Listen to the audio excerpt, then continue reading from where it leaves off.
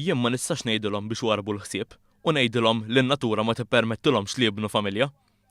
Dan sostnieh il-ginekologu speċjalista Mark Sant fl-artiklu fil-Gazzetta Times of Malta intitolat 8 Cells in the Lab. Stqar li bħalma pazjent bi problema f'qalbu ma tistax ma tagħtihx il-kura, dan jgħod ukoll għal koppji li jmorru qudiemu wara snin twali jippruvaw tfal. Spjega li l-kundizzjoni tal-infertilità hija mniżla fil-qafas tal-liġijiet Ewropej li jirregolaw id-drittijiet tal-bniedem. Għaldaqstant żied li dawk il-professjonisti li qed jażlu li jwarbu dawn is-servizzi mediċi qed imorru kontra d-drittijiet tal-bniedem. Fisser bħala farsa l-att preżenti tal-protezzjoni tal-embrjuni għax qed jgħaddi lilhom minn interventi repetittivi bla bżonn waqt li jpoġġi l-professjonisti f'qagħda li jitrasferxxu embrjuni f'ġuf li hemm ċans għoli li mhux ser jaċċettom. Għalli dan mhux aċċettabbli meta tqis li l-maġġoranza tal-bqija tad-dinja għandha rata ta' suċċess li taqbes is-60% b'riżultat tal-proċedura tal-ifriżar tal-embrjuni.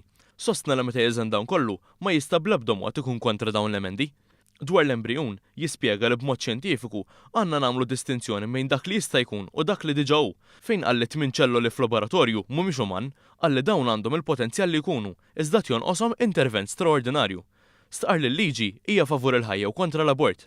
Appella lill-parlamentari biex jilleġislaw għal ġid tas-soċjetà kollha, anke jekk din tikkontradixxi l-opinjoni personali tagħhom, inkluż dik il-faxxa żgħira ta' koppji li għandhom problemi ta' infertilità u li għandhom xaqta tama biex jibnu familja.